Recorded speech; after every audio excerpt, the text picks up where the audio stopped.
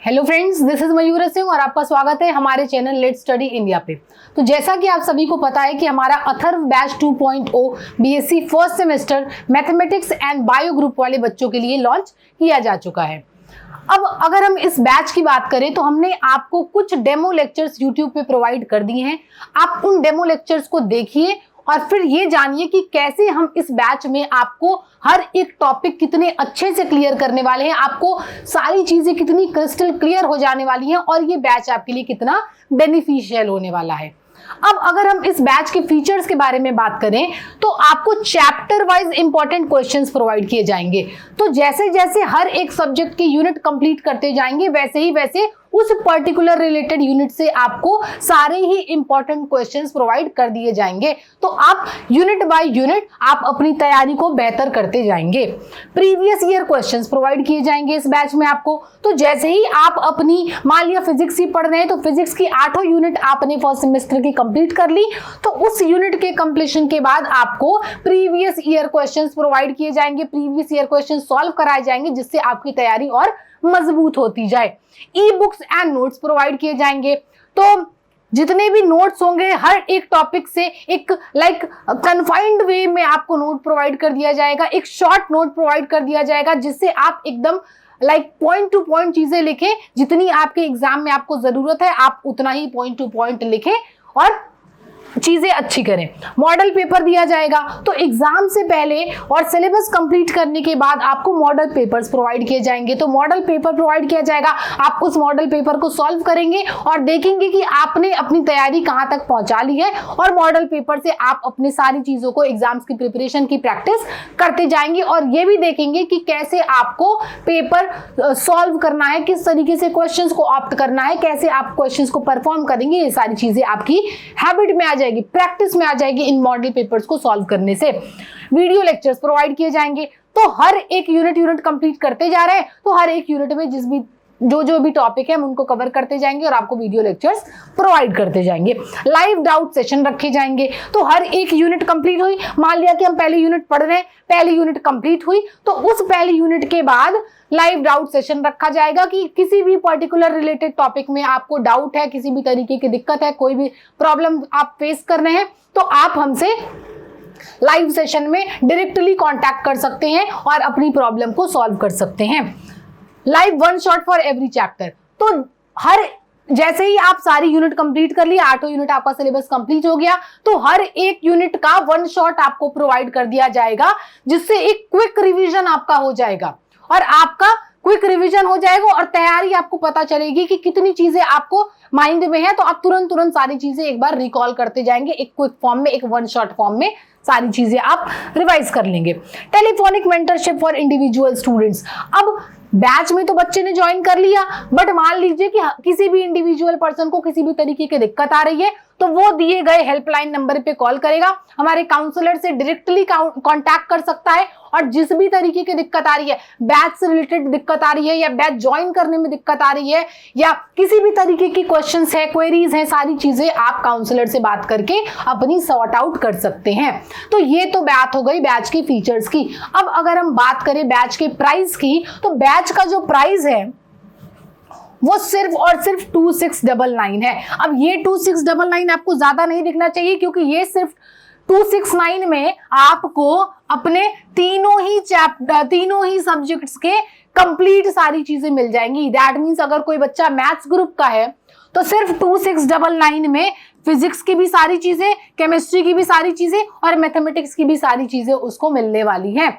वहीं अगर bio group की बात करें तो बॉटनी, जूलॉजी एंड केमिस्ट्री, इन सारी तीनों चीज की आपको complete notes, complete lecture, one shot, model paper, previous year, सारी तरीके की चीजें आपको सिर्फ 2699 में क्लियर कर दी जाएगी। अब मान लीजिए आपको ये भी थोड़ा अगर लगता है कि आपको इसमें भी कुछ डिस्काउंट मिलना चाहिए तो अगर आपको और डिस्काउंट चाहिए तो आप कोड यूज कर सकते हैं।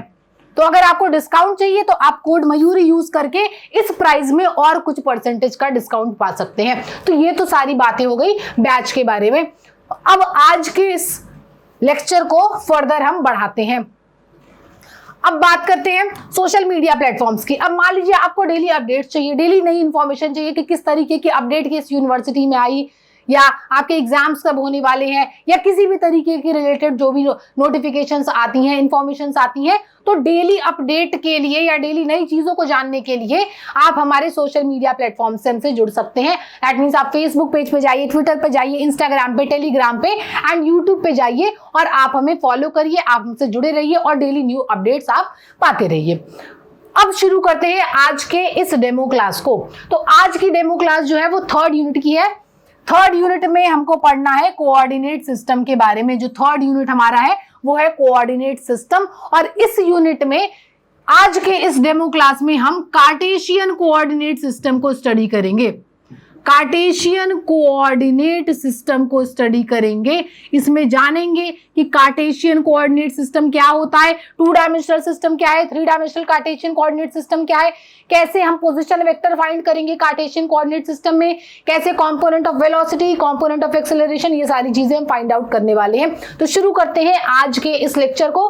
आप लेक्चर को देखिए, समझिए कि किस बेहतर तरीके से आपको समझाया जा रहा है, और आप ऐप पे जाइए, हमारे प्ले स्टोर पे जाइए, हमारे ऐप को डाउनलोड करिए और ऐप से हमसे बैच से जुड़ जाइए और अपनी क्लासेस स्टार्ट करिए। अब शुरू करते हैं आज का पहला टॉपिक, कार्टेशियन कोऑर्डिनेट सिस्टम। तो कार्टेशियन कोऑर्डिनेट सिस्टम, वो भी 2 डायमेंशनल कार्टेशियन कोऑर्डिनेट सिस्टम को स्टार्ट करने से पहले थोड़ा और हम बेसिक जान लेते हैं। तो 1 डायमेंशनल कार्टेशियन कोऑर्डिनेट के बारे में बात करते हैं। ये 1 डायमेंशनल कोऑर्डिनेट सिस्टम क्या है या 1 डायमेंशनल सिस्टम क्या होगा। तो मान लिया कि हमारे पास कोई पॉइंट या कोई सिस्टम गिवन है, कोई भी पॉइंट या कोई भी सिस्टम, कोई भी ऑब्जेक्ट हमें गिवन है, और इस पॉइंट को, इस सिस्टम को, इस ऑब्जेक्ट को हमें लोकेट करना है या उनके मोशन को डिफाइन करना है कि उनका मोशन कैसे हो रहा है। अब मान लिया कि कोई पॉइंट हमने कंसिडर कर लिया, कोई पार्टिकल कंसिडर कर लिया, और वो पार्टिकल ऐसा पार्टिकल है कि या तो वो लेफ्ट में मोशन दिखा रहा है या राइट में मोशन दिखा रहा है, लाइक लेफ्ट राइट ही मोशन दिखा रहा है, वो पार्टिकल ऐसा पार्टिकल है। तो जब कोई भी पार्टिकल सिर्फ और सिर्फ लेफ्ट एंड राइट मोशन दिखा रहा होगा, लाइक लेफ्ट जा रहा है या राइट जा रहा है, तो लेफ्ट या राइट ही मोशन दिखा रहा होगा, दैट मीन्स कि इस पार्टिकल का जो मोशन है वो स्ट्रेट लाइन में है। इस पार्टिकल का मोशन जो है वो पार्टिकल एक स्ट्रेट लाइन में मोशन कर रहा है, और यही स्ट्रेट लाइन में मोशन को हमने बोल दिया कि पार्टिकल जो है वो 1 डायमेंशनली मूव कर रहा है, या 1 डायमेंशनल सिस्टम में हम इसे लोकेट कर सकते हैं। तो सिर्फ एक एक्सिस के अक्रॉस मूवमेंट हो रही है, या तो लेफ्ट हो रहा है या तो राइट हो रहा है, सिर्फ एक एक्सिस के अक्रॉस वेरिएशन हो रहा है, तो हम क्या बोलेंगे कि 1 डायमेंशनल वेरिएशन हो रहा है, या 1 डायमेंशनल सिस्टम में हम इनको डिफाइन कर सकते हैं। तो ये तो हो गया 1 डायमेंशनल के बारे में। तो पार्टिकल जब क्या कर रहा है, एक ही डायमेंशन के अक्रॉस मूव कर रहा है, या तो लेफ्ट या तो राइट, तो 1 डायमेंशनल में हम इनको डिफाइन कर देंगे। तो पार्टिकल ने स्ट्रेट लाइन में मोशन किया तो एक एक्सिस की जरूरत पड़ी, एक डायमेंशन की जरूरत पड़ी, तो ये तो 1 डायमेंशन की बात हो गई। अब मान लिया कि पार्टिकल लेफ्ट और राइट तो मूव कर ही रहा था, साथ ही साथ पार्टिकल ने अप एंड डाउन भी मोशन करना शुरू कर दिया। तो कोई पार्टिकल हमने कंसिडर किया, मान लिया कि वो अप डाउन राइट साइड किधर भी तरीके का मोशन शो कर रहा है, तो क्या देखेंगे कि लेफ्ट राइट भी हो रहा है और अप डाउन भी हो रहा है। इस तरीके का मोशन पार्टिकल ने शो किया। तो अब इस तरीके का पार्टिकल जब मोशन शो कर रहा है और उन्हें हमें रिप्रेजेंट करना है, तो अब 1 डायमेंशन से तो हमारा काम चलेगा नहीं, 1 डायमेंशन से तो काम चल नहीं सकता है, क्योंकि 1 डायमेंशन सिर्फ स्ट्रेट लाइन के मोशन को डिफाइन करता है, या तो पार्टिकल लेफ्ट में जा रहा है या राइट में जा रहा है, तो इसी तरीके से डिफाइन कर रहा है। बट अब जब अप एंड डाउन की भी बात हो गई तो ये तो फेल हो गया। तो एक नया कोऑर्डिनेट सिस्टम इसी से बना, जो कि 2 डायमेंशनल कोऑर्डिनेट सिस्टम बोला जाता है, या 2 डायमेंशनल कार्टेशियन कोऑर्डिनेट सिस्टम हम कह सकते हैं, जिसमें पार्टिकल के लेफ्ट एंड राइट मोशन को तो डिफाइन किया ही जाएगा, साथ ही साथ अप डाउन मोशन को भी रिप्रेजेंट किया जाएगा। दैट मीन्स कि 1 डायमेंशनल मोशन में तो पार्टिकल क्या था, स्ट्रेट लाइन में मोशन कर रहा था, बट अगर 2 डायमेंशन की बात करते हैं, 2 डायमेंशनल सिस्टम की बात की, तो 2 डायमेंशनल सिस्टम में पार्टिकल एक प्लेन के अक्रॉस मोशन कर रहा है। मान लिया कि ये बॉडी है, तो ये क्या हो गया, प्लेन हो गया, इसीलिए पार्टिकल इधर भी जा रहा है, इधर भी जा रहा है, कहीं भी जा रहा है, ठीक है, लेफ्ट राइट अप डाउन कहीं भी गया। तो एक प्लेन में मोशन हुआ तो 2 डायमेंशनल सिस्टम, एक स्ट्रेट लाइन के मोशन हुआ अलॉन्ग, तो वन डायमेंशनल मोशन। तो अब ये क्या है टू डायमेंशनल सिस्टम या to dimensional Cartesian coordinate system?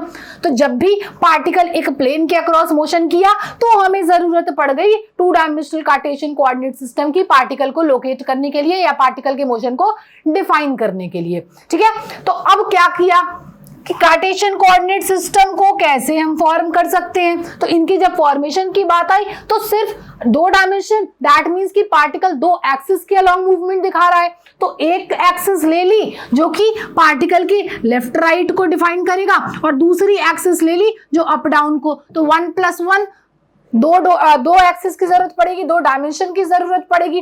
तो दो एक्सिस एक ऐसे ले ली, एक ऐसे ले ली, दैट मींस कि दो एक्सिस जब आपस में म्यूचुअली परपेंडिकुलर होंगी तो हमारा two dimensional Cartesian coordinate system form हो जाएगा। तो लेफ्ट एंड राइट मोशन जो बताता है वो एक्स एक्सिस हो जाता है, अप एंड डाउन मोशन जो बताता है वो वाई एक्सिस हो जाता है। इसी में मान लिया कोई भी पॉइंट लोकेट कर दिया, कोई भी point P X Y locate कर दिया।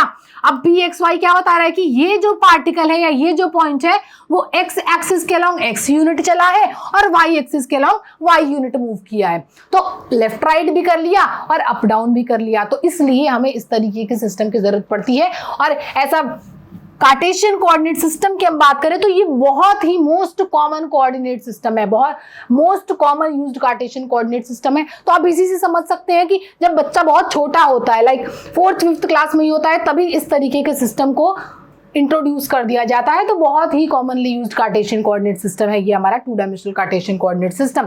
तो फॉर्मेशन की बात करें तो a two dimensional Cartesian coordinate system is form by two mutually perpendicular axis. तो एक एक्सिस थी और दूसरी एक्सिस थी, दोनों एक दूसरे के साथ म्यूचुअली परपेंडिकुलर थी, तो फॉर्म हो गया two dimensional Cartesian coordinate system. The two axis intersect at the point O called the origin. अब जहां पे ये दोनों इंटरसेक्ट करते हैं, तो एक एक्सिस ये, दूसरी एक्सिस ये दोनों जहां पे इंटरसेक्ट कर रहे हैं आपस में, दैट मींस कि ओ पे इंटरसेक्ट किया मान लेते हैं, तो ये जहां भी इंटरसेक्टिंग पॉइंट होगा वही क्या कहलाता है, ओरिजिन कहलाता है। अब ओरिजिन की जरूरत क्यों पड़ी? तो जो पार्टिकल है वो किस डायरेक्शन के टुवर्ड्स मूव कर रहा है, हमको इसके लिए ओरिजिन की जरूरत पड़ी। अगर पार्टिकल ओरिजिन के इस साइड रहता है तो positive axis, positive x axis में है। अगर लाइक दिस साइड है तो नेगेटिव एक्स एक्सिस। तो राइट साइड तो पॉजिटिव, लेफ्ट साइड तो नेगेटिव। इसी तरीके से इधर अपवर्ड गया तो पॉजिटिव वाई एक्सिस और डाउनवर्ड गया तो नेगेटिव वाई एक्सिस। तो इस तरीके से हम कार्टेशियन कोऑर्डिनेट सिस्टम में लाइक ओरिजिन से रिलेट करके पॉइंट्स को डिफाइन करते हैं कि पॉजिटिव है, नेगेटिव है, जिससे हमको पता चल जाता है कि पॉइंट जो है वो किधर की तरफ मूव कर रहा है या पार्टिकल का मोशन किस तरीके से हो रहा है। Next, the axis directed towards right is called x-axis, while the other directed vertically upward is called y-axis. तो obvious है जो हॉरिजॉन्टल एक्सिस है वो एक्स एक्सिस कहलाती है, जो कि लेफ्ट राइट के मोशन को डिफाइन करता है, और जो वर्टिकल एक्सिस है जो कि अप डाउन मोशन को रिप्रेजेंट करता है वो हमारी वाई एक्सिस हो जाती है। तो इतनी बातें हैं कार्टेशियन कोऑर्डिनेट सिस्टम में, जो कि to dimensional Cartesian coordinate system है। इसी रेस्पेक्ट में थ्री डायमेंशनल कार्टेशियन कोऑर्डिनेट को भी हम पढ़ लेंगे। थ्री डायमेंशनल कोऑर्डिनेट सिस्टम भी बिल्कुल same one dimensional and two dimensional की तरह है। अब जब हमने बात वन डायमेंशन की थी तो वन डायमेंशन में पार्टिकल जो था वो एक स्ट्रेट लाइन में मूव कर रहा था। वन डायमेंशन में पार्टिकल एक स्ट्रेट लाइन में मूव कर रहा था, सिर्फ एक एक्सिस के अक्रॉस मूव कर रहा था, या तो लेफ्ट या तो राइट। टू डायमेंशन की बात आई तो पार्टिकल जो था वो एक प्लेन में अपना मोशन शो कर रहा था, तो लेफ्ट राइट भी हो रहा था, अप डाउन भी हो रहा था। तो दो एक्सिस, इन दोनों को मिला के दो एक्सिस की जरूरत पड़ी तो टू डायमेंशनल हो गया। अब थ्री डायमेंशन की बात करते हैं तो पार्टिकल लेफ्ट राइट तो होता ही है, अप डाउन तो होता ही है, साथ ही साथ इनवर्ड एंड आउटवर्ड भी होता है। तो पार्टिकल इधर इधर भी जा रहा है, ऊपर नीचे भी हो रहा है, बट आउटवर्ड एंड इनवर्ड भी मोशन शो करने लगता है, तब जाके जरूरत पड़ती है three dimensional Cartesian coordinate system की। तो पार्टिकल जब तीन एक्सिस के अक्रॉस अपना मोशन शो कर रहा है तो उस तरीके के मोशन को रिप्रेजेंट करने के लिए हमें three dimensional Cartesian coordinate system की जरूरत पड़ती है, जहां पे left right up down outward inward in सारी तरीके के मोशन को हम रिप्रेजेंट कर सके। तो वन डायमेंशनल और टू डायमेंशनल में तो ये पॉसिबल था नहीं, इसलिए तीसरा डायमेंशन, तीसरी एक्सिस को भी इंट्रोड्यूस करना पड़ा जो कि आउटवर्ड एंड इनवर्ड को भी रिप्रेजेंट कर सके, और यही हमारी 3 डायमेंशनल कार्टेशियन कोऑर्डिनेट सिस्टम हो जाती है। तो आइए इसको समझते हैं कि क्या है ये 3 डायमेंशनल कोऑर्डिनेट सिस्टम।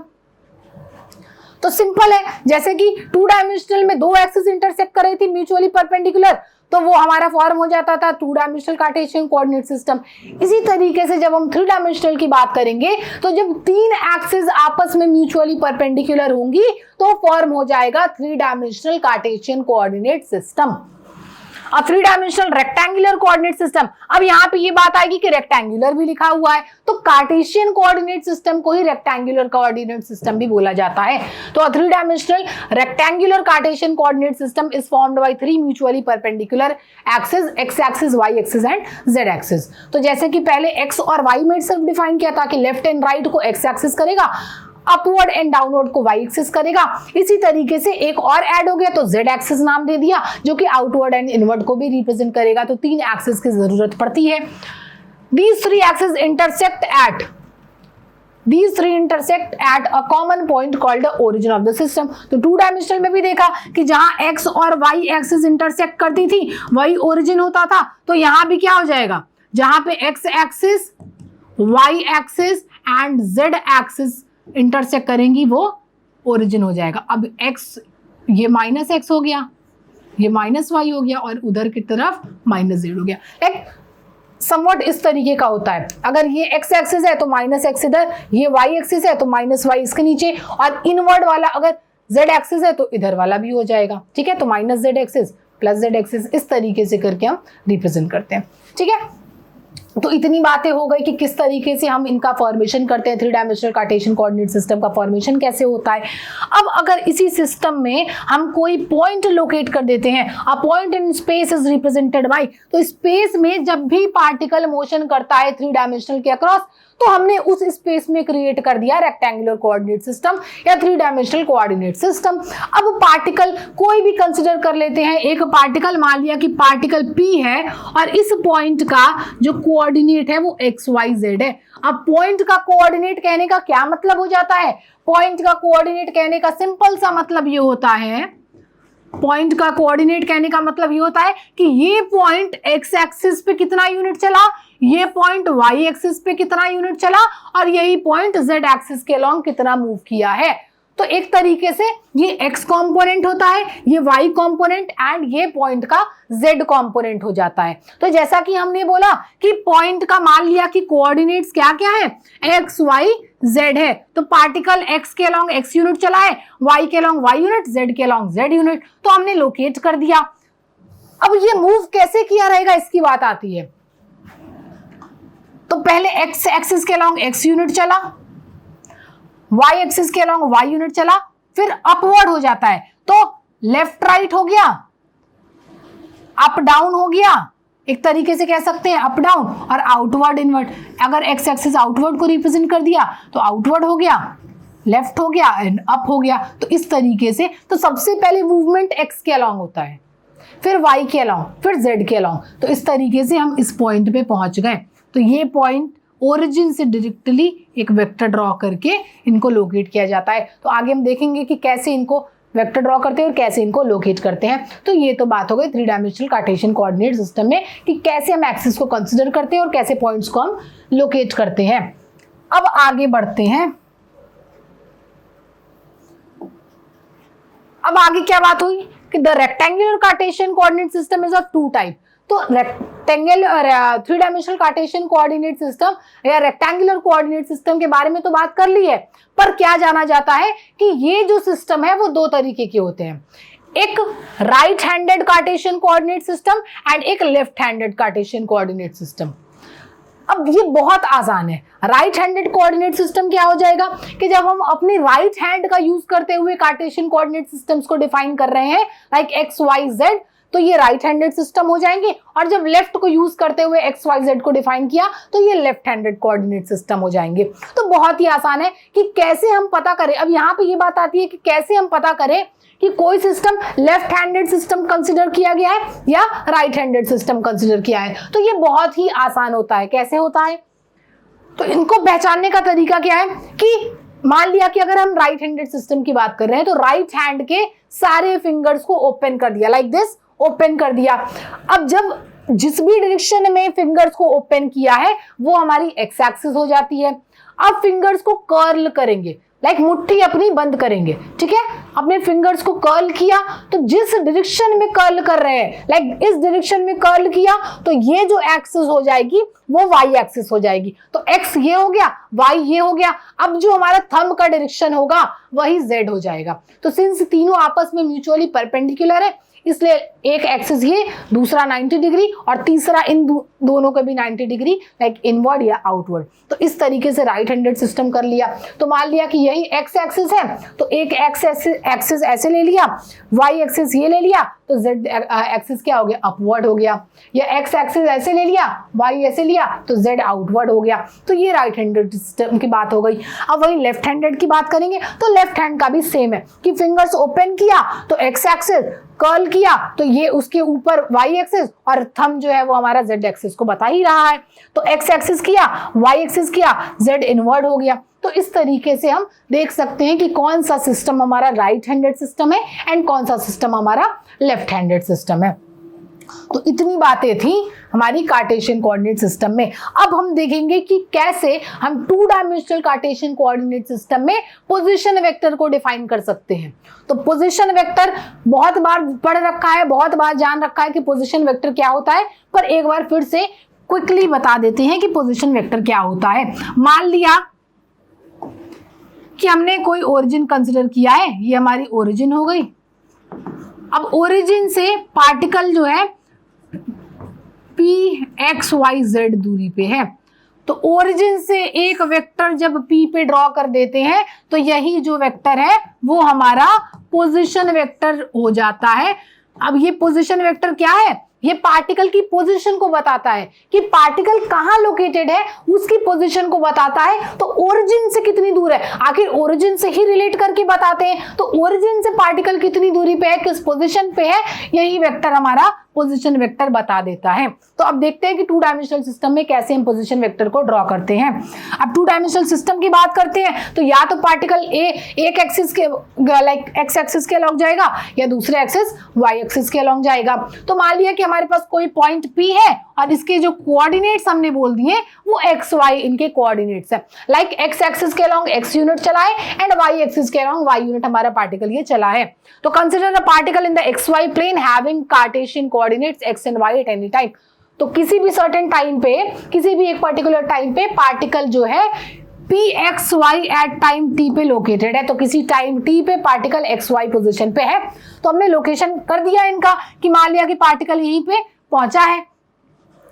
अब इनका पोजीशन वेक्टर ड्रॉ करना होगा। तो पोजीशन वेक्टर ड्रॉ करने के लिए अभी बताया कि बस ओरिजिन से उस पॉइंट तक एक वेक्टर ड्रॉ कर देते हैं और हमें पता है कि पोजीशन वेक्टर को हम आर वेक्टर से ही रिप्रेजेंट करते हैं। तो ये आर वेक्टर क्या बता देगा, ये आर वेक्टर हमें बता देगा कि ये पोजीशन वेक्टर है हमारा। तो पोजीशन वेक्टर ड्रॉ कर दिया, आर पोजीशन वेक्टर हमने ड्रॉ कर दिया, ठीक है।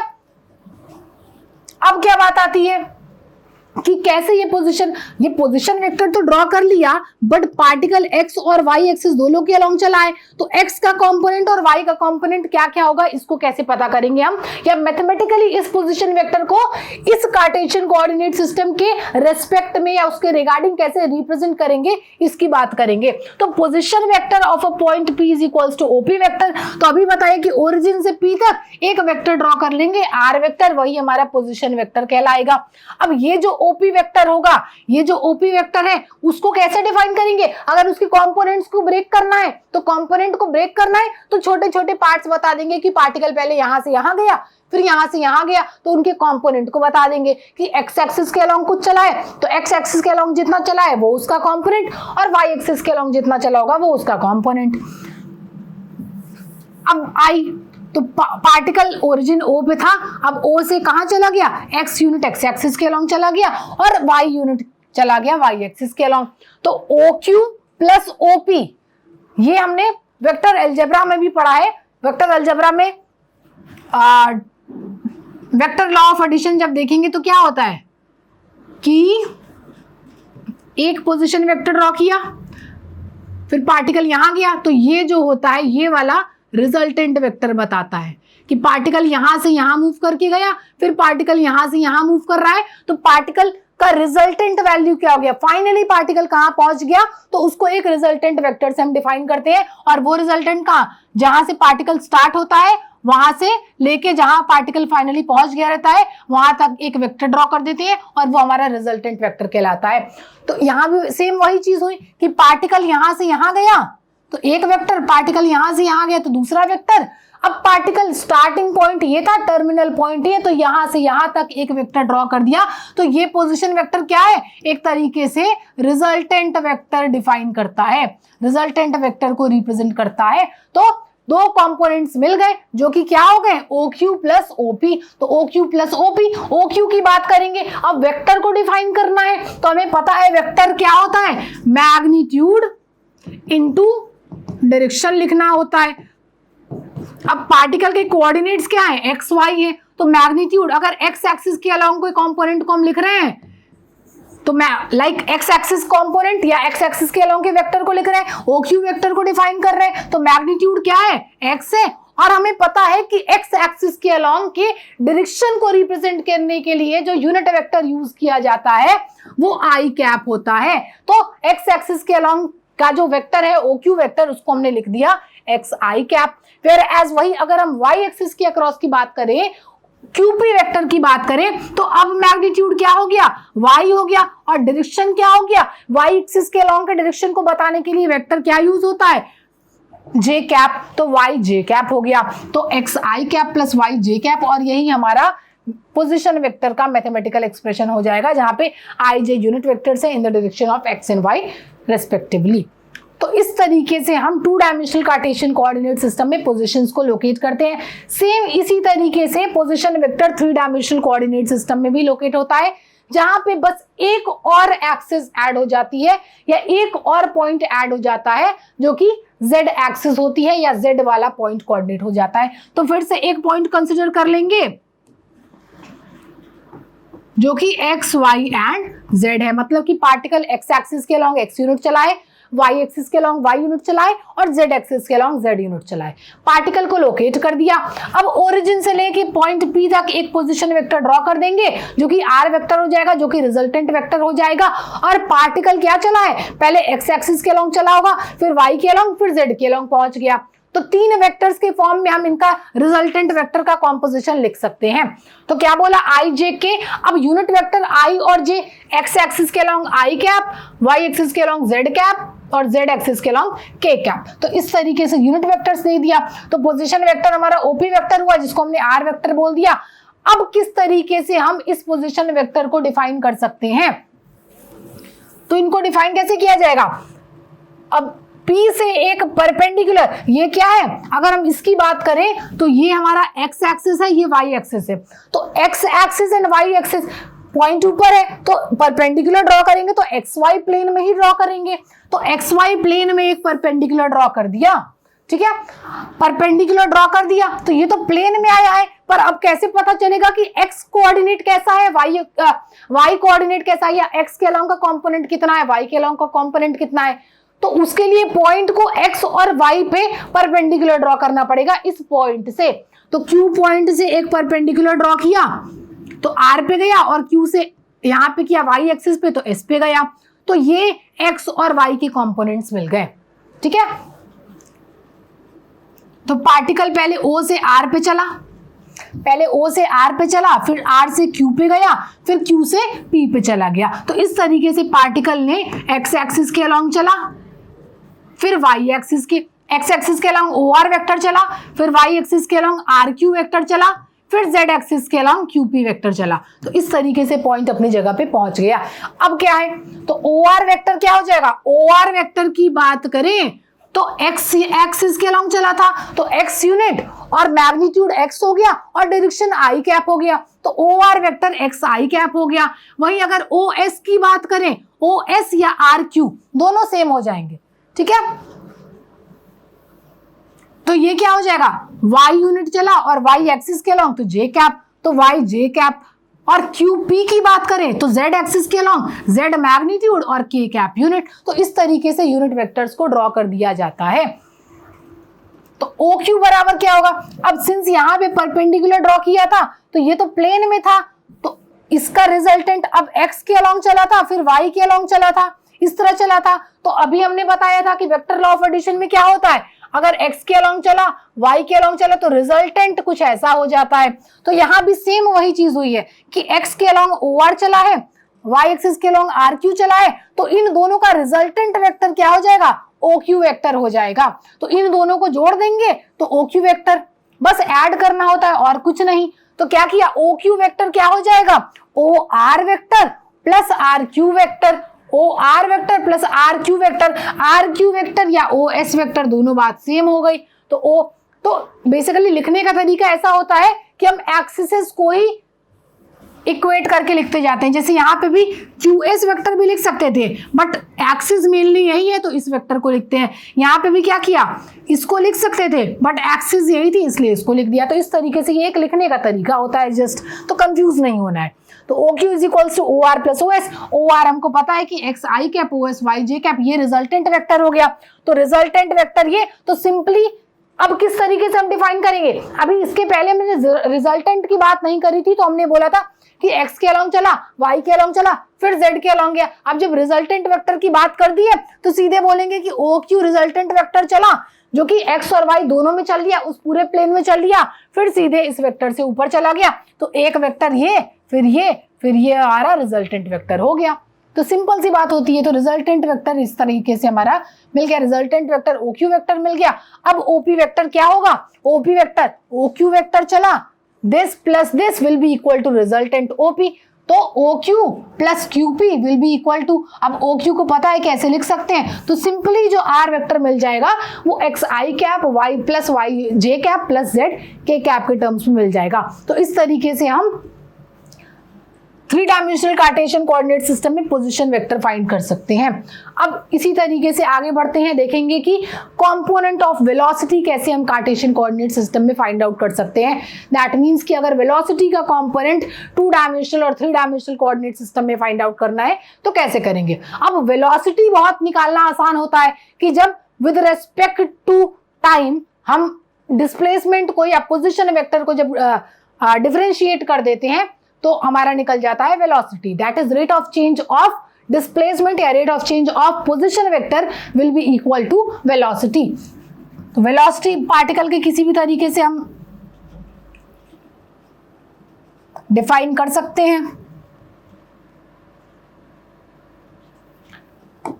यस, तो पार्टिकल की वेलोसिटी हमने क्या बोला कि rate of change of position vector या rate of change of displacement. तो dr by dt हो गया, d by dt of position vector will be equal to velocity of the particle. अब 2 डायमेंशनल सिस्टम में हमको पता है कि पोजीशन वेक्टर क्या होता है, xi cap plus yj cap. तो 2 डायमेंशनल सिस्टम में xi cap plus yj cap. अब वेलोसिटी निकालना है तो सिंपली क्या हो जाएगा, d by dt of what, xi cap plus yj cap, that means कि dx upon dt of I cap plus dy by dt of j cap। अब इस dx by dt को हमने वेक्टर कैलकुलस में पढ़ा है, जब हम वेक्टर्स के डिफरेंशिएशन के बारे में पढ़ रहे थे कि किसी भी वेरिएबल को विद रेस्पेक्ट टू टाइम जब डिफरेंशिएट किया जाता है तो उनके ऊपर डॉट लगा देंगे तो वो फर्स्ट ऑर्डर को बताएगा, डबल डॉट लगा दिया तो सेकंड ऑर्डर को बताएगा। तो इस तरीके से हम क्या लिख सकते हैं, x dot I cap plus y dot J cap. यही x डॉट क्या होता है, x एक्सिस के अलोंग का वेलोसिटी कंपोनेंट और y एक्सिस के अलोंग का वेलोसिटी कंपोनेंट। तो बस ऐसे ही निकाल सकते हैं कंप्लीटली। अब 3 डायमेंशनल आ गया तो एक और आ जाता है तो वो z डैश आ जाएगा, z डॉट आ जाएगा तो z डॉट, दैट इज कि vz लाइक z एक्सिस के अलोंग का वेलोसिटी कंपोनेंट। तो इस तरीके से हम सिंपली वेलोसिटी कंपोनेंट निकाल सकते हैं कार्टेशियन कोऑर्डिनेट सिस्टम में। इसी टर्म में एक्सेलरेशन की बात कर दें तो एक्सेलरेशन की बात कर दें तो जिस तरीके से वेलोसिटी क्या होता है, rate of change of position vector, वो वेलोसिटी होती है, तो rate of change of velocity is known as acceleration of the particle. तो यहाँ पे भी वेलोसिटी के कंपोनेंट को जब with respect to time differentiate किया तो एक्सेलरेशन मिल जाता है। और इसी एक्सेलरेशन को अगर हमें पोजीशन वेक्टर के टर्म में लिखना है तो क्या हो जाएगा, a जो होता है वो हमने बताया कि D by D T of V A होता है। अब ये डी बाई डी टी तो हो गया, v को क्या लिखते हैं, D R by D T, like D by D T of R. तो ये क्या होता है, सेकेंड ऑर्डर मिल जाता है। लाइक दो बार जब डिफरेंशिएट कर देंगे पोजीशन वेक्टर को तो हमें एक्सेलरेशन कंपोनेंट मिल जाएगा। तो इस तरीके से निकाल लेते हैं। अब टू डायमेंशनल में वेलोसिटी क्या होता है, V X I plus V Y J, इनको फिर से डिफरेंशिएट कर दिया तो A X I A Y J, that means कि V X dot I cap plus V Y dot acceleration क्या हो जाता है टू डायमेंशनल में, V X dot I cap plus V Y dot J cap, that means कि X axis के along का acceleration और वाई एक्सिस के अलॉन्ग का एक्सेलरेशन। तो ये टू डायमेंशनल में हो गया। अब वहीं अगर थ्री डायमेंशनल की बात कर देंगे तो बस एक और कंपोनेंट और ऐड हो जाता है जो कि वी जेड डॉट के कैप हो जाता है, तो ये ए जेड के कैप हो जाएगा। तो इस तरीके से एक्सेलरेशन का कंपोनेंट हम इजीली फाइंड आउट कर सकते हैं। तो इतनी बातें थी कार्टेशियन कोऑर्डिनेट सिस्टम के अंदर। तो आज के इस थर्ड यूनिट जो कि कोऑर्डिनेट सिस्टम्स है उसके डेमो क्लास में हमने कार्टेशियन कोऑर्डिनेट को बहुत ही अच्छे डिटेल फॉर्म में पढ़ा है। आप इस लेक्चर को पूरे अच्छे तरीके से देखिए, अपने फ्रेंड्स को शेयर करिए और फिर आप हमारे ऐप पे जाइए, हमारे बैच को ज्वाइन करिए और एक सक्सेसफुल बैच बनाइए हमारे इस बैच को। तो आज की वीडियो के लिए इतना ही, मिलते हैं अपने अगले वीडियो में। Thank you so much.